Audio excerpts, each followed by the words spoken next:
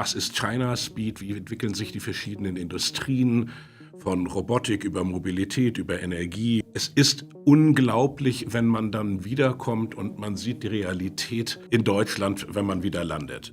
各位，今天给大家带来一些正能量。本视频提到的主人公是位德国人，名叫拉斯·汤姆森，是全球顶尖的未来学家之一，也就是研究趋势与未来的。他刚从一次短暂中国调研之旅返回德国，此人相当感叹中国速度。这个中国速度并不是说中国的车或者是高鐵有多快，而是中國的發展速度以及社會的高效快捷。比如他乘坐距離880公里的高鐵，僅耗時2小時49分鐘，平均時速竟然高達312公里，而且提早3分鐘到達，令他印象深刻。回到德國，一下飛機，想在法蘭克福機場高鐵站乘坐高鐵，此刻起簡直就是噩夢連連。前往瑞士蘇黎世的途中不止晚點，最後不得不重新安排行程。他納悶，為何中國人可以做到如此快速高效準點，而德國做不到？為何區別就那麼大？這就是目前以及未來的苦澀真相。由於德國媒體數十年的洗腦，普通德國人對中國的認知存在極大偏差。像這樣的苦口良藥，在德國社會是不受待見的，因為沒有到過中國的西方人一般不會也不願意相信中國正面的東西，他們仍然活在給自己編織的夢裡。他說，中國人有十分清晰的目標，而且大家拧成一股繩，朝着這個目標努力。因為中國有5年計劃，而且都得以貫徹執行。他說，中國人對科技及新東西的態度更為開放，與德國不同。中國人並不把機器人與人工智能看成威脅，而是更有利於創新及改善生活，也能大大提高效率。說到中國速度，他還舉了另一個例子，在夏大酒店附近，週5下午，他看見一條長約300米的街道，有一半寬度被圍起來了，另一半還能通車。晚上9點了，工人們仍在施工。更為神奇的是，週日下午退房時，他看見那個地方已經完工了，他感到非常震驚。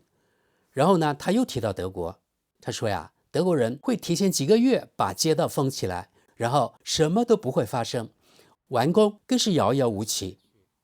中國人有一種多快好省的向上的精神，而德國則缺乏它。他說，在中國，快速高效體現在各個方面，例如產品開發週期短，原型機推出也快。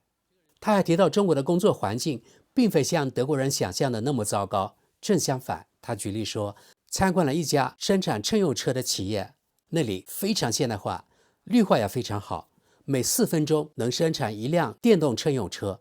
由於中國有清晰明確的目標，而且很多早已成了日常。他專門舉了一個例子，在所有廈大的3、4家中國酒店都有機器人在做服務員的工作，比如客人下單，機器人送東西到客房。他感到非常驚奇，因為機器人與人類一同乘坐電梯，自主進出電梯，還會與人類進行交談。他感嘆，這在德國不可想象，也許10年後吧。於是他語重心長地說，我們不必照抄中國，但我們可以向中國學習他們做得好的地方。有清晰明確的目標是好事。他繼續說，德國人的問題在於對紛繁的不可知未來的恐懼，而中國人則以一種樂觀開放的態度擁抱新技術，擁抱未來。這是對新技術的2種完全不同的心態。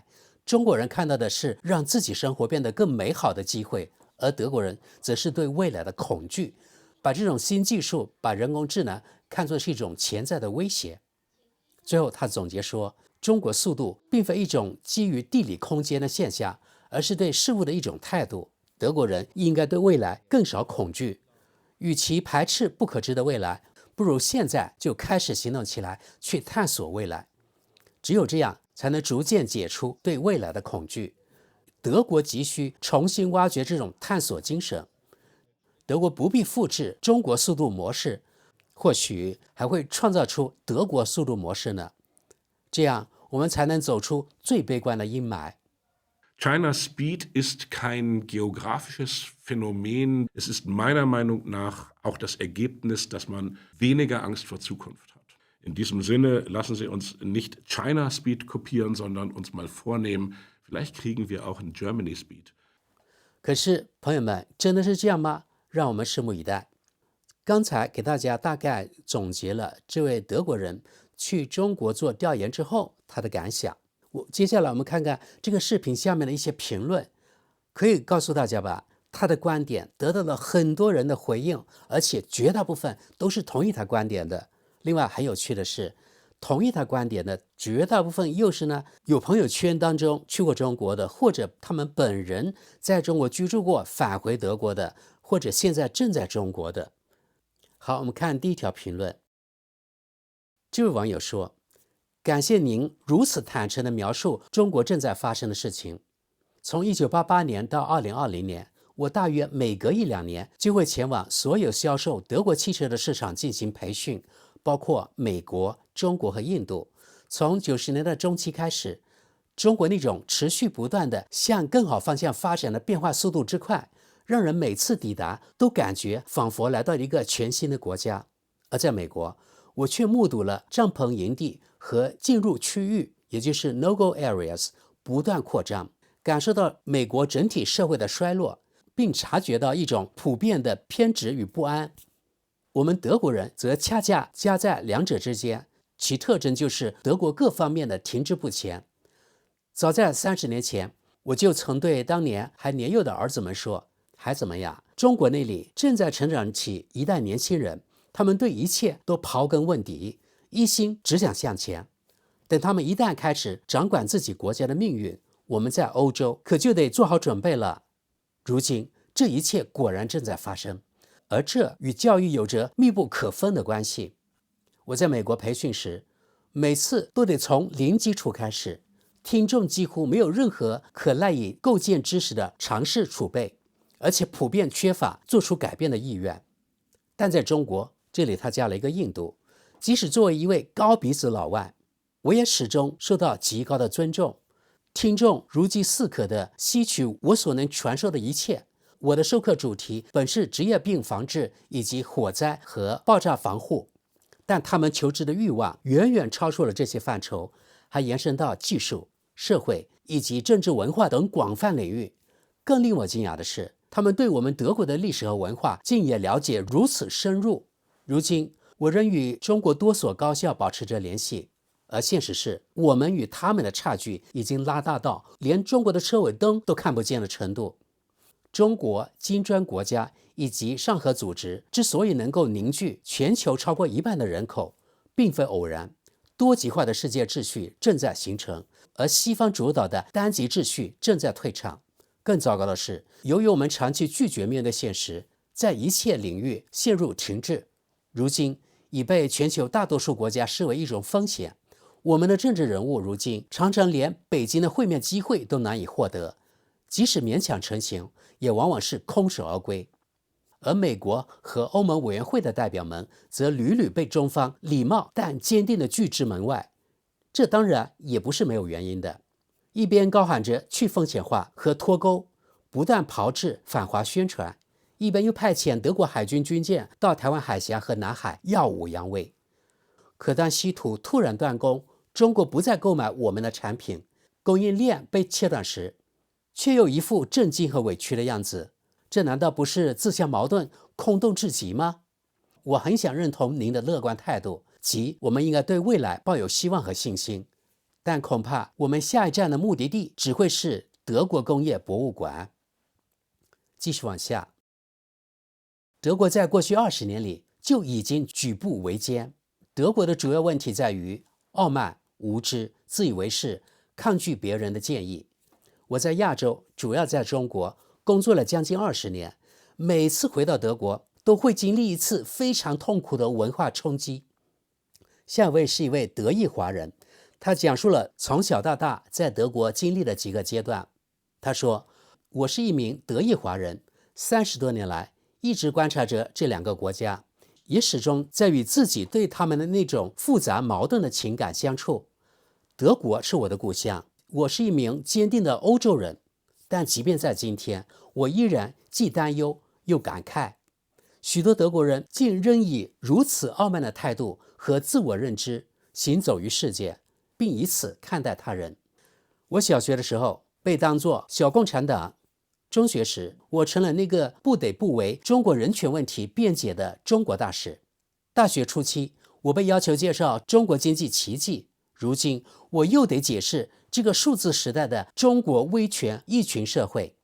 在我看來，比如德國總理梅爾茨這樣的人物，不過是自童年起我便不斷觀察到的那個龐大社會群體的縮影，充滿偏見，傲慢自大，總是習慣性的指責他人。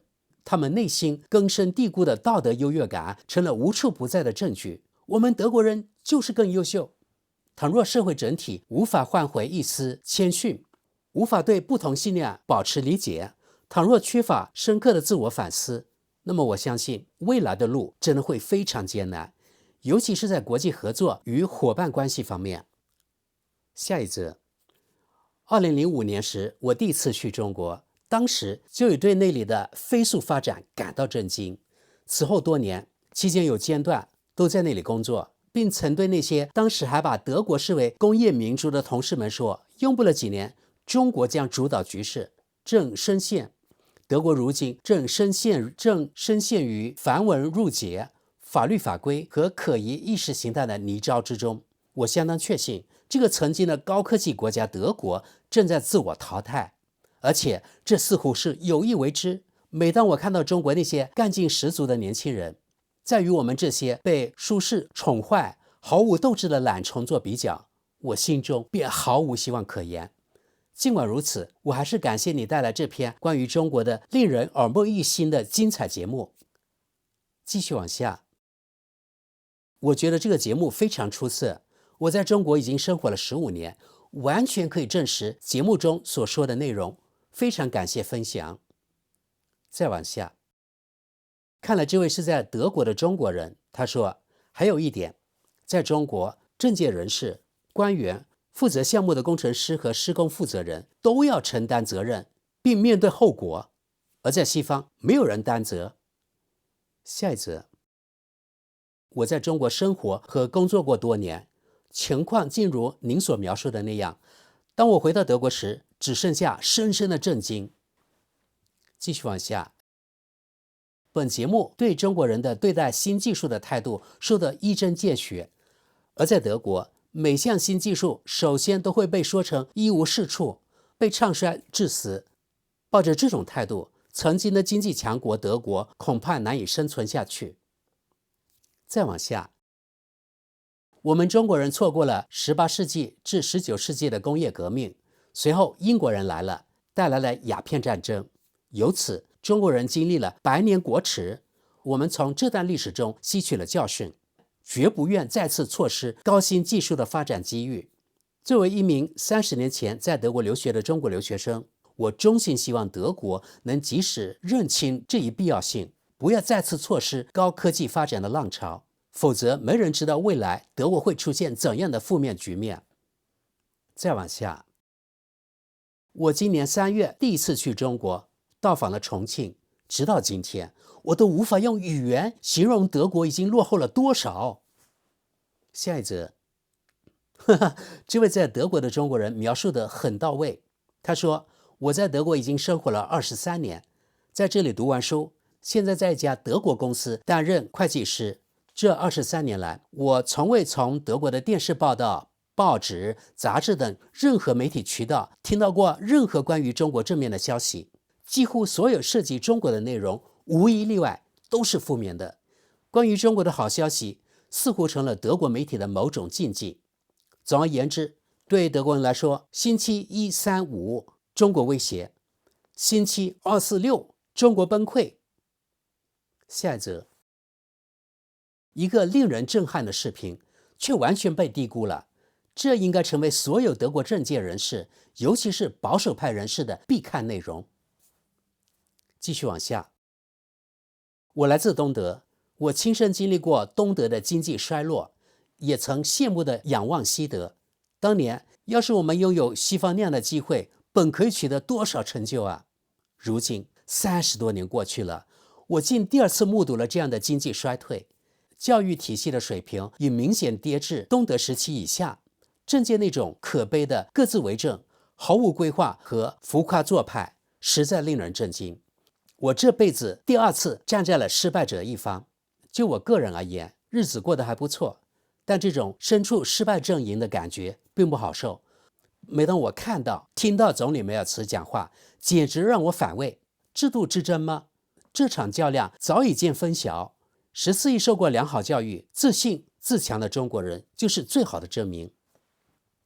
再往下，從網名看，這位網友應該是法蘭克福附近山區長大的。他說，由於家庭原因，我定期前往中國，第一次大約是在10年前。當時我就已經感覺中國在許多方面至少領先我們德國10年。舉個例子，當我們在德國還在亞馬遜下單，並自以為非常時髦時，中國早就在多年前就已在淘寶以及其他平台普及了直播視頻購物，而且經常同時有數十萬觀眾觀看。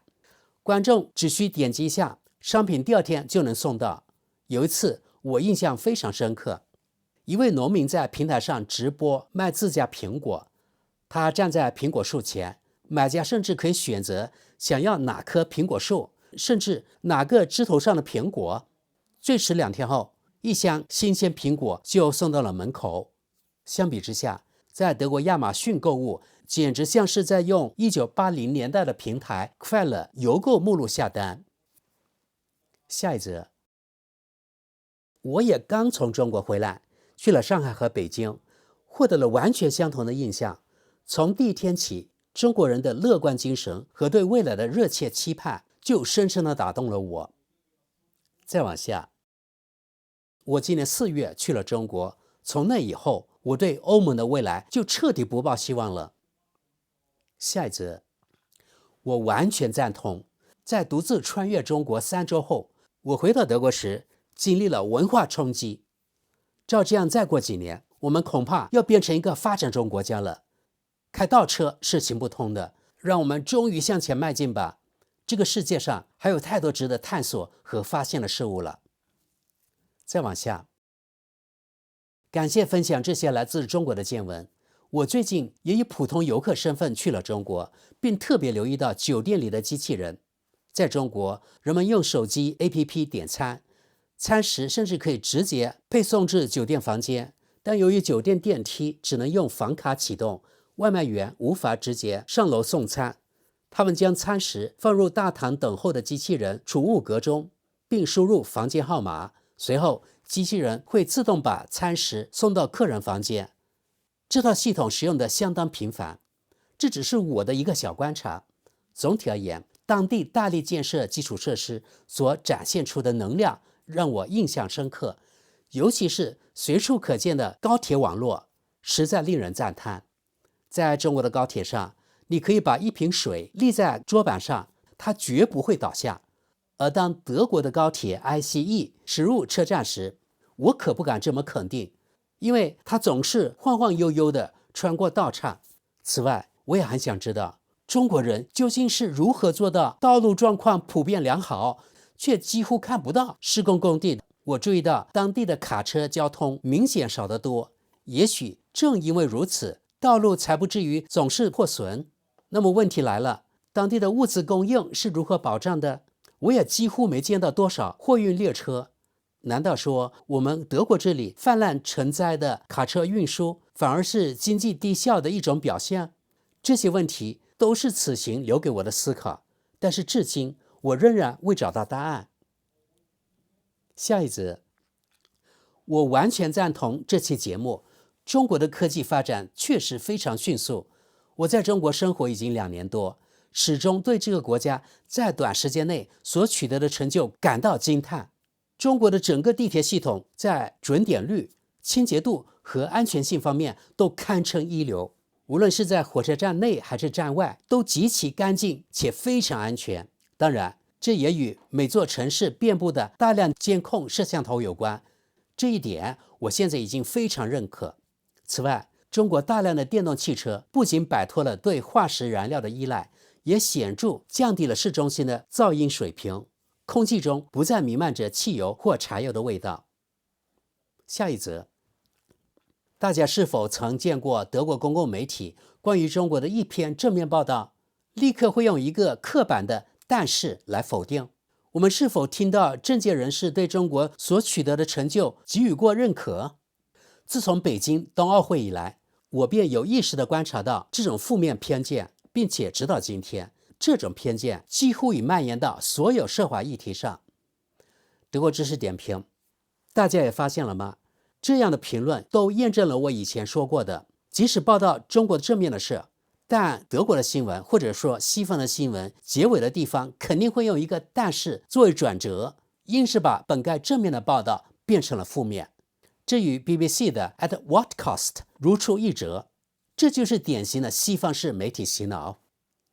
我們再往下，但我在中國幾乎總能感受到的一點是，他們非常重視經濟和政治精英階層的培養，在幾乎所有的會談和談判中，這些人員都準備充分，專業素養很高。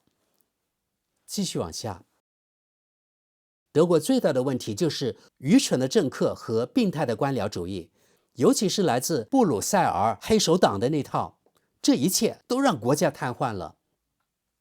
下一則，為什麼德國如此困難？而且為什麼再也無法扭轉局面呢？根本原因在於，幾十年來，我們的議會裡充斥着最差勁、最不合格的政客。在德國，政客是唯一一個無需任何專業培訓和資質就能賺得高薪的職業，再加上相當程度的愚蠢、傲慢、腐敗，比如維瑪等地的案例，以及意識形態上的僵化，這正是走向衰落的完美配方。中國當然樂觀其成。下一則，若要對西方衰落與東方崛起做一哲學式的簡明總結，那麼應該是這樣的：西方秉持一種掠奪、征服、奴役與剝削的掠食者心態，最終將自我吞噬；東方則擁有一種創造性的生命觀，以互利共贏為目標，進行價值創造，從而不斷自我賦能。中國通過貿易所能實現的壯大，遠超我們靠戰爭可能達到的增長。這應促使我們深刻反思，我們經濟體系背後的非精神內核，是否急需一場從對抗轉向共創的根本性轉變？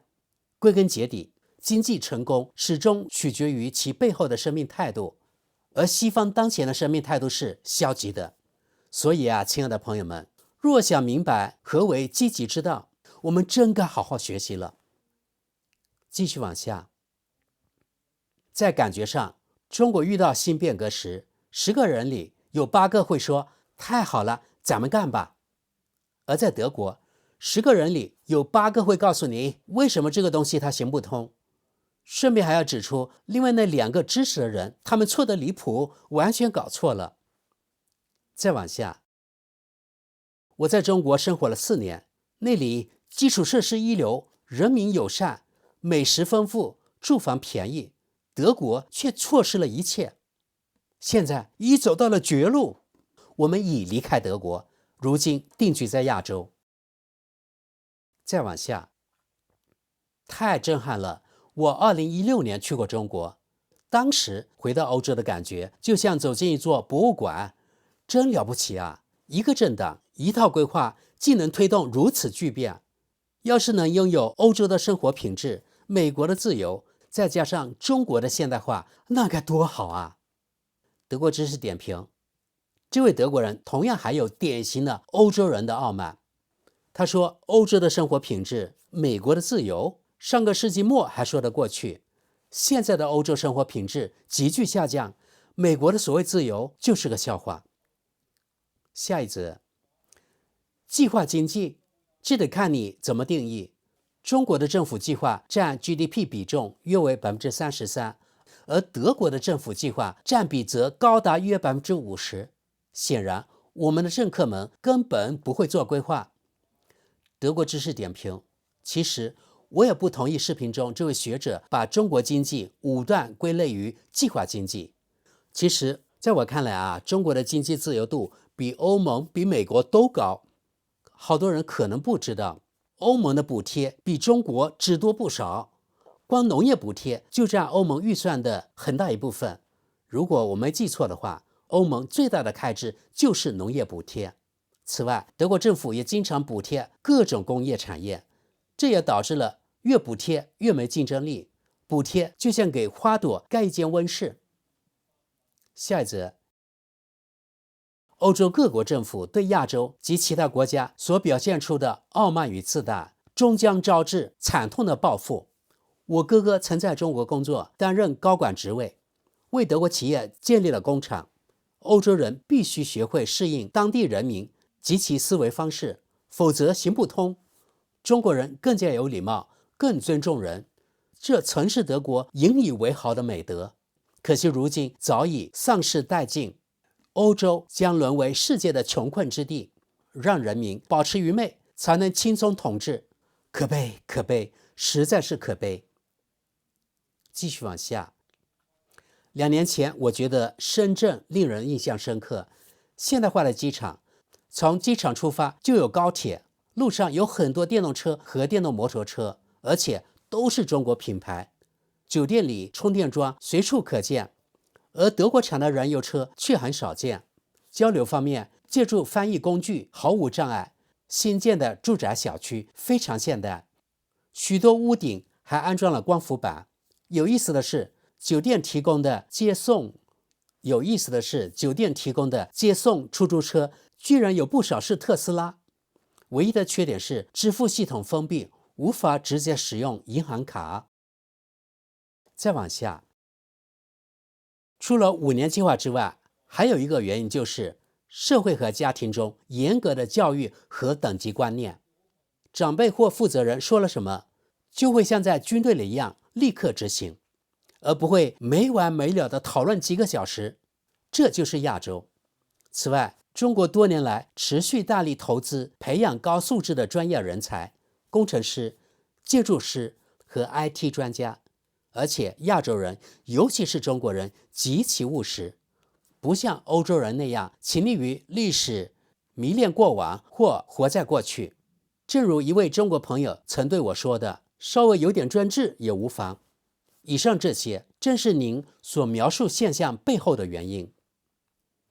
下一則，中國的5年計劃並非中央政府憑空臆想出來的，全過程人民民主，恰恰意味着人民廣泛參與。所有重大決策，該規劃是通過在全中國範圍內各行各業開展大量調研、聽證和意見徵集後形成的成果。繼續往下，中國為每個問題都能找到解決方案，德國卻為每個解決方案都能找出一個問題。咱們看最後一條評論。必須親眼所見，才能相信中國人推進項目時所展現的幹勁和速度，在我們這裡簡直難以想象。今年9月初，我隨旅行團到訪過中國，而明年5月26日，我將獨自前往，開啟一次4城之旅。只要帶着手機和一點錢，在那裡就能暢通無阻，任何東西都能下單或預定，當地人也出奇的友善。好的，各位，今天就到這裡吧。一般來說，大多數到過中國的西方人都會同意這位博主的意見，從評論區就可以得到證實。而且人間清醒的人還真不少。可惜啊，大的趨勢是無法扭轉的，那就是東升西降。好的，就到這裡了，感謝各位，我們下期見。